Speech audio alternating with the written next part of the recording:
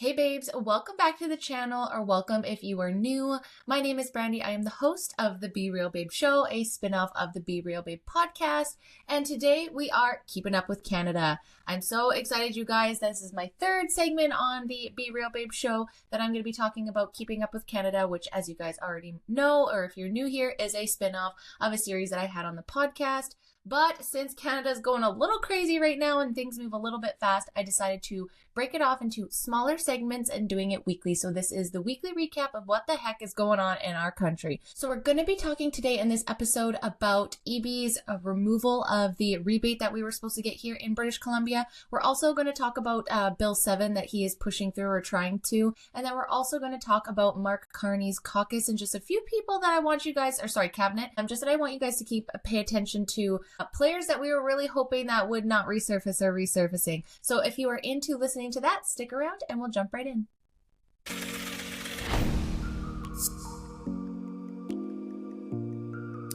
Okay guys, let's jump in now.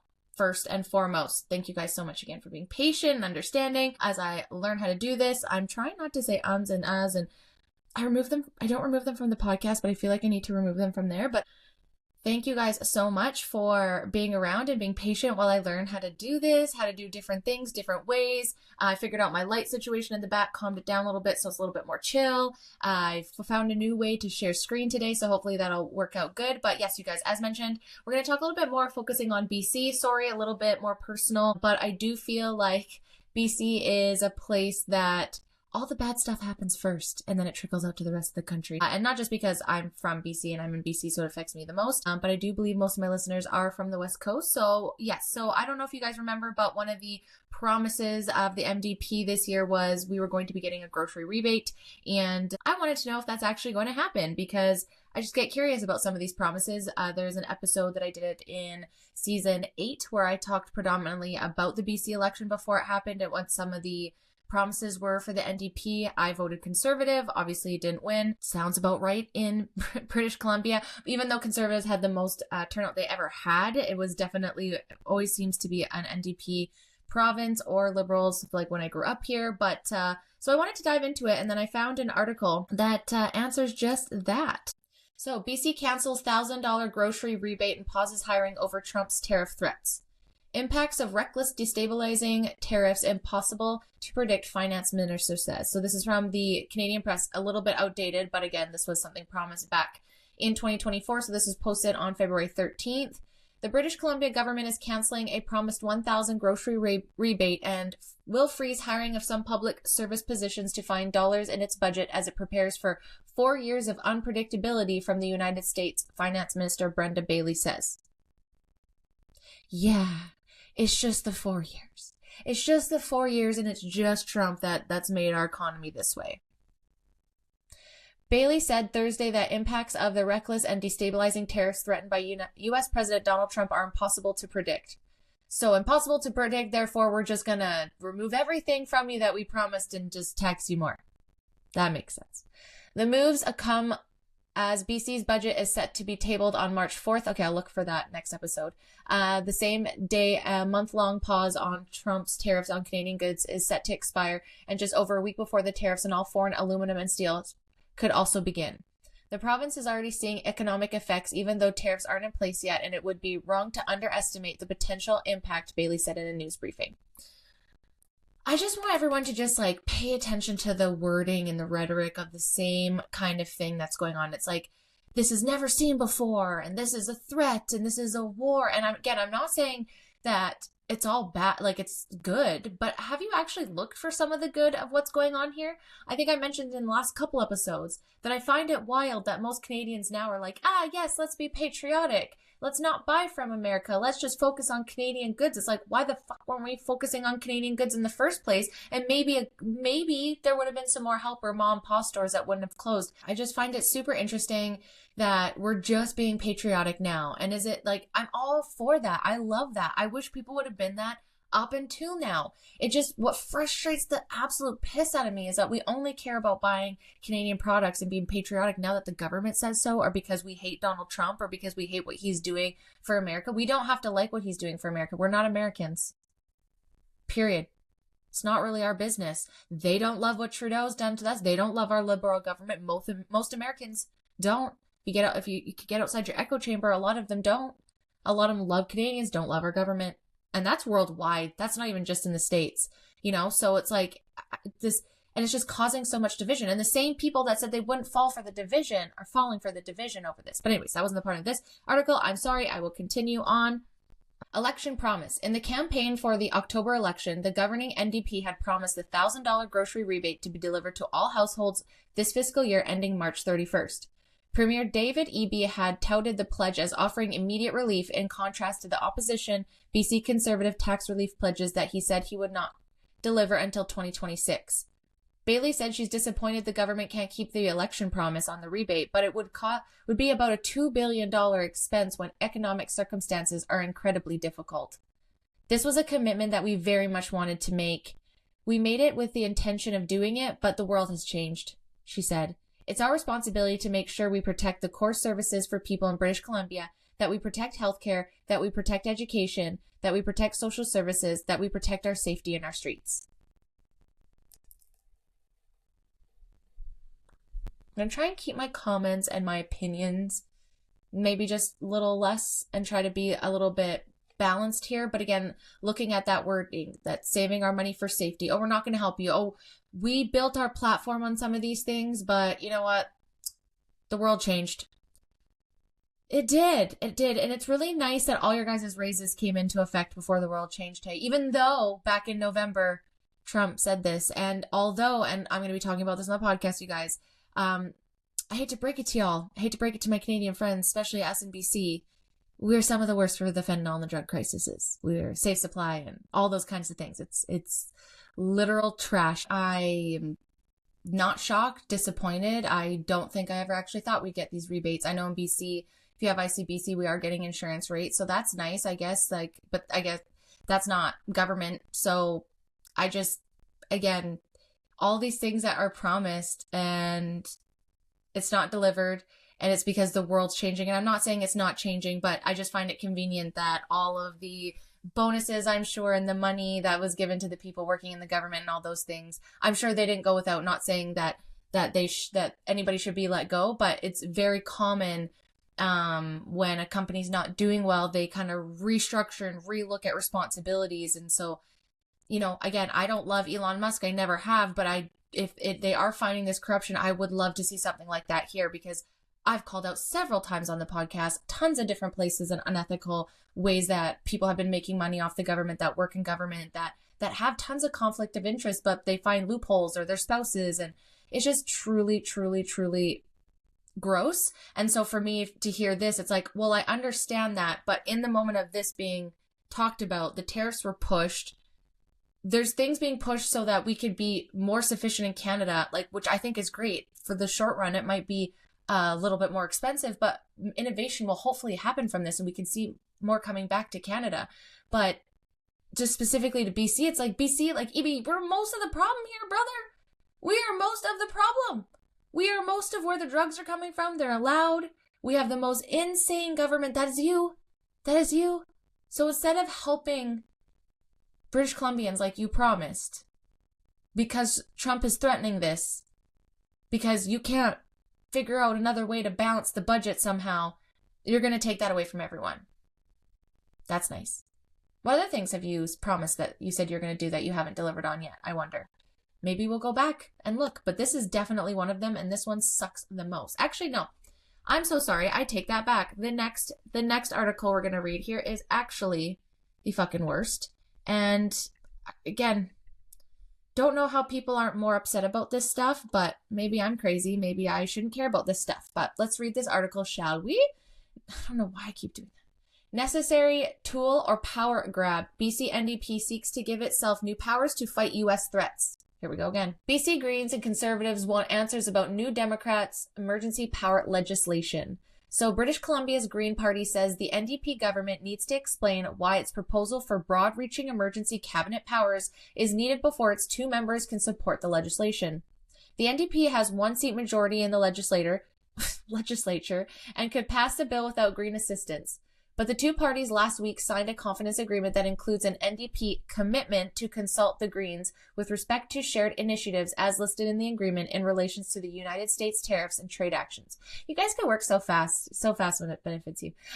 Interim Green leader Jeremy V said in a statement that while he understands the urgency of the situation, given the ongoing trade strife with the United States, the proposed Bill 7 in its current form has vague wording and could allow for sweeping economic decisions without clear limits or transparency.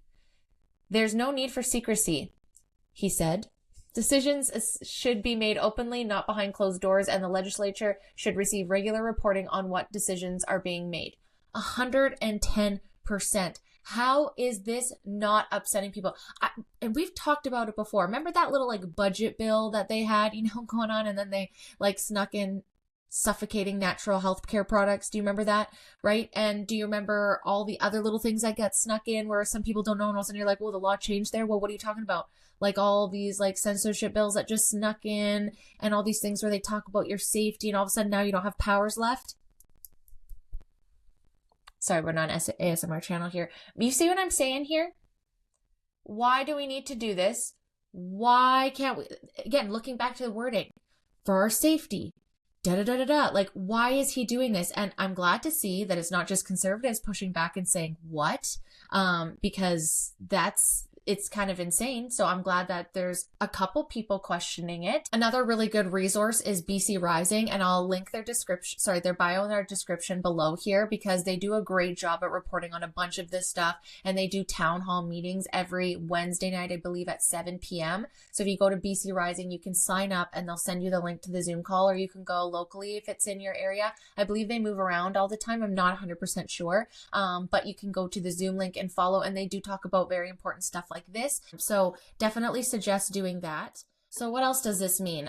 Sweeping powers. The bill was tabled last week and would give BC cabinet sweeping powers to make regulations that address challenges or anticipated challenges from actions of a foreign jurisdiction, or for a purpose supporting the economy of British Columbia and Canada without requiring debate in a legislature. Premier David Eby said the bill, which contains a sunset clause that repeals it by May 28, 2027 at the latest, is needed to respond to what he called the human-caused disaster of tariffs and other threats from U.S. President Donald Trump. Attorney General Nikki Sharma said Thursday that she takes all concerns with legislation seriously, but defended the bill's intent. It's very unprecedented time that we're in, is it? We need to make sure that we have the ability to respond rapidly in a temporary way to protect our economy and make sure that the guardrails are strong enough, she said. I'm always open to discussions about how we do that. Yeah. Well, we're just passing stuff without talking to other people. Yeah. She said that legislation is temporary but needed in response to an emergency brought on by American government, seemingly unconstrained by treaty obligations or Congress. Mr. V there said that the Greens would closely scrutinize this bill, and the party expected to propose substantial amendments to ensure the transparency, accountability, and fair economic outcomes. We will be pushing for more clarity in committee discussions and expect ministers to explain why they need these powers and what they plan to do with them. The opposition BC Conservative Party has been vocal in its objections to the legislation, with members taking to calling it autocratic and undemocratic. Oui. Transportation critic and Langley Abbotsford legislation member Harman Bangu said his office has been flooded with emails and phone calls from constituents expressing concern and cabinet powers the legislation would grant. This is really scary.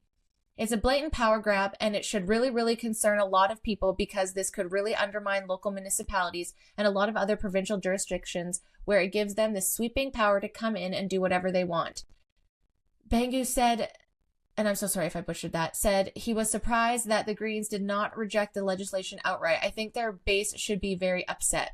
And I agree. And again, why are more people upset about this? I don't understand. Am I missing something? Like, is it a good thing when government does this? I feel like it's not a good thing. I feel like, what's the point of voting for opposition? What's the point of having opposition? It truly boggles my mind. I'm really not sure what the thought is here. I'm so tired of thinking that everything is nefarious, but at the same time, it's like, why the fuck do you need this? Why can't we have discussions? Like, I'm all for removing red tape and trying to make things easier and more accessible, but you to have sweeping powers to do whatever you want with the lives of everyone else is a lot different than, I don't know, say removing red tape so that people could get to fight fires faster, things like that, to get medical care. That's the red tape I feel like we should be fighting, not giving sweeping powers to someone who for a big chunk of British Columbians don't align with. Just because this individual got in doesn't mean that most of the country aligns. And as you can tell, a lot of people are concerned. So keep in mind, if you want to do something, you want to have your voice heard, then make sure you call your MPs, make sure you make noise, make sure you call the right people. And even just sharing on social media and having conversations is huge, because people won't be paying attention to this, because on the highlight, on the outside, it's going to be like, you know, fueling to get us to agree because it's such a scary tariff war with Trump and Canada's going to end. So we need to elbows up and everybody needs to be doing Canadians and we just need to give powers to the government so they can act to protect us. And it's like, no, sorry. After the pandemic, you kind of lost me there, guys. I mean, that's when I woke up and found out that you guys were lying about stuff, or that you could lie about stuff and it didn't matter, which blew my mind, which I know a lot of people really struggle to go through, and I totally understand. But I would just challenge everybody to know that you don't know if, what's that off that Ozark? I don't know shit about fuck. I've said that several times on the show. I don't know. I'm just trying to read shit as a regular everyday Canadian with the censorship, with what I can do to have a look and see. And I'm aware that I'm in my own echo chamber, and I'm aware that I can only see certain things, but I do try to go through deep Google searches to find stuff. I do try to go to different resources to see. Yeah, I just thought that was a very interesting turn of events there. And I did say I was going to talk about that in my last episode, so really glad that I did. And I wanted to just dive into two characters to finish off the episode here. Two new members that are back in the cabinet. Now, I'm not super versed, guys. I'm just learning, just as most Canadians are.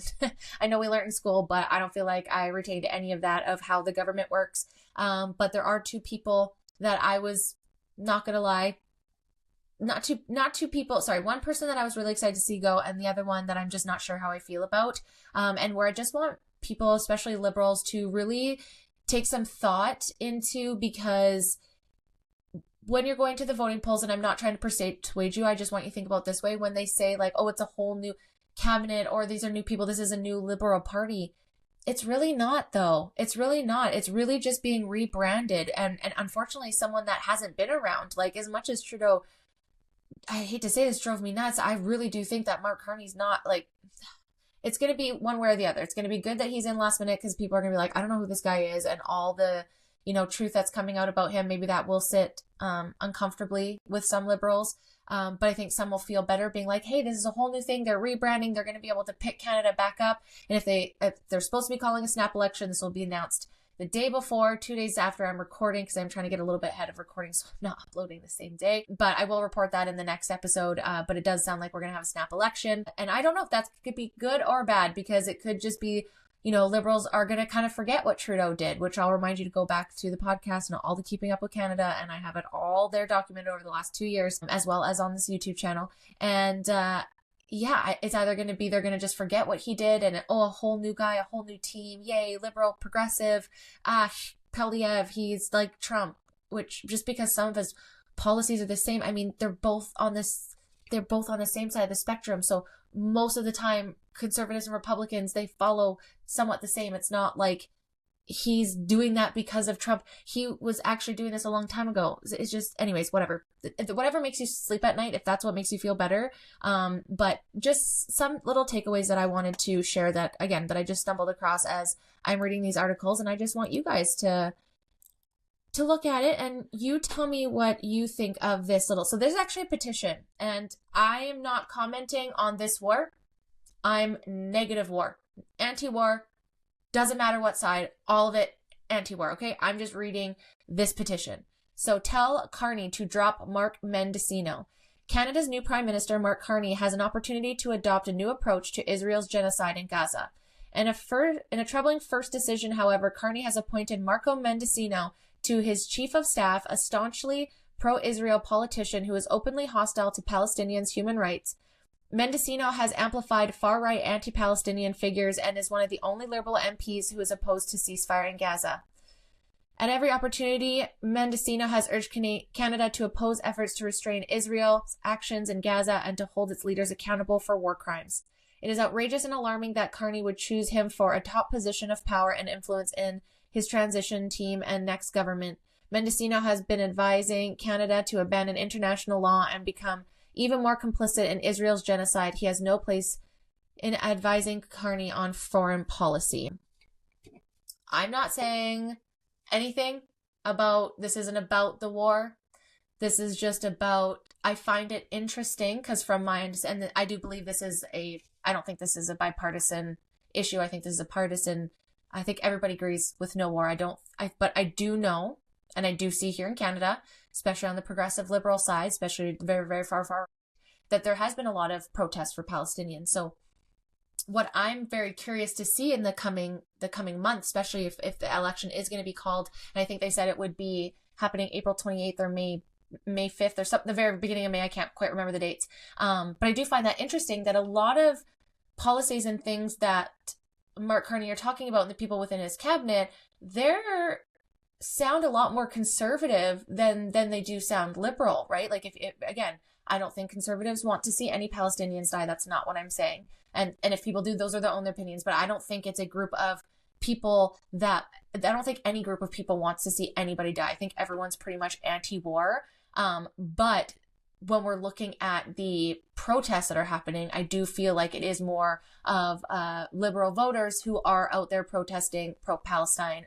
And again, if you're protesting peacefully, you absolutely have the right to. You disrupt people's lives. And again, we can go back to the Freedom Convoy and talk about that, but that's not what I'm saying. It's you're actually disrupting people, harassing them, hurting them. That's not okay. And I'm not always saying that was happening, but it gets pretty dicey.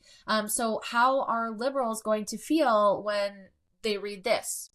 If that's his stance, right? If he's so super right and pro-Israel, like, or is that just smear campaigns from the NDP? I find that super interesting. I also found another article that says, this was back in 2025, Liberal MP Mark Medicino will not seek re-election, saying it's the right time for me and my family to step aside. The former cabinet minister made the announcement in a letter posted on social media on Thursday. So this is back in January. Mendicino wrote that he would serve as an MP for the rest of the parliamentary session, but also repeated his criticism of the government's approach in the Middle East. It's no secret that I have disagreed with the current direction of the federal government on foreign policy vis-a-vis our deteriorated relations with the state of Israel or inadequate handling of the humanitarian crisis in Gaza and our enfeebled role in the Middle East. As a matter of principle, I have consistently outspoken in my condemnation of the unjust targeting of the Jewish community, which is facing a tidal wave of anti-Semitism. And again, I'm not saying how you should feel. I'm not commenting how I should feel about this. I'm saying I'm going to be very interested to see how this moves forward for liberals, because now if you're voting liberal, you're essentially doing what Donald Trump wants you to do, which is a no-no to liberals. You're essentially going to be putting in someone that is pro-Israel, which I don't think, like, I think again, pro-anti, I hate these words, but I'm just repeating the rhetoric that I hear, right? And that is something that I notice that more liberals do not get on board with, and there's lots of people on both sides. I'm just saying, like, they definitely seem to be more pro-Palestine. So I find this interesting. How is this going to be handled? And I think I'm going to cap it there for now, guys, because I really did want to try and keep these half an hour episodes, and I'm going to keep the next one for the next episode because I'm going to let it settle a little bit, but just do some diving into Dominic LeBlanc, the new finance minister. It's just interesting how close him and Trudeau are. I'll dive into it. I think maybe I'll just go through one because I found some stuff, but not nearly as much as I found on Medicino. And I want to do a little bit more deeper dive maybe on each person that's popped up again, or that will continue to be here. That's a little bit curious. I find it super interesting too, because I'm pretty sure Chrystia Freeland said that if she got elected, she would make Mark Carney the finance minister. And, I don't believe that he's done that for her, because I believe that Dominic LeBlanc is staying in there. So we'll look at that a little bit more, but go ahead and go and look at all the stuff for Mark Medicino. Make sure you go look up the bill. Again, I'll link it in the description to see what the fuck Eby is doing over here, what is going on.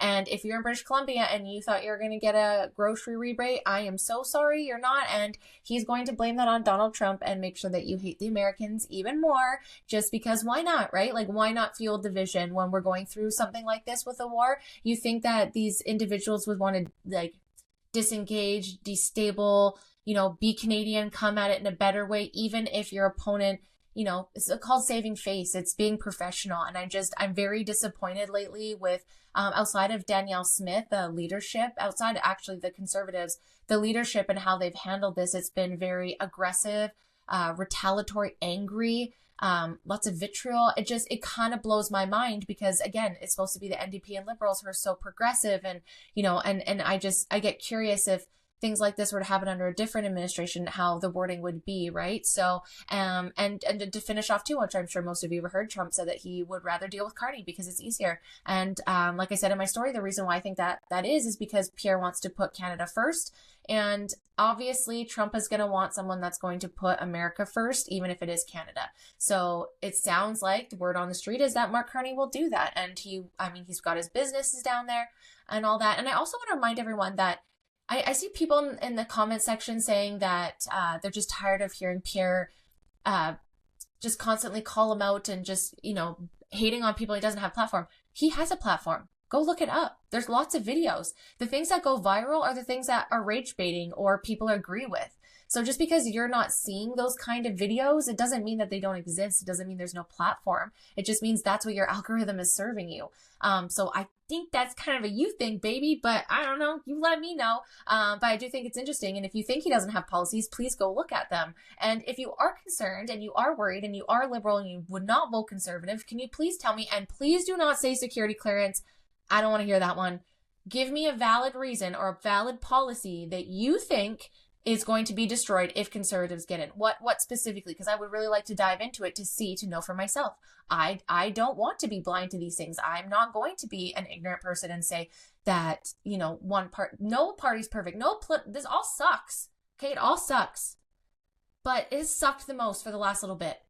And can we just drop some arrogance and ego here? Give someone else a shot. Take a step back. Recalibrate. I don't think a month and a half, 2, 3, 4 months is enough time for the Liberals to recalibrate, to really get aligned with what they're doing here, with where I think they're just a little too blind, a little too egotistical, a little too lost in the fucking sauce, you know? So let's step back a little bit. Let's zoom out. How about you give the reins up for a little bit? And hey, if the Conservatives fucking like just kill it, not kill it in a good way, but like end it, well, it was going to happen anyway. So why not give someone else a shot?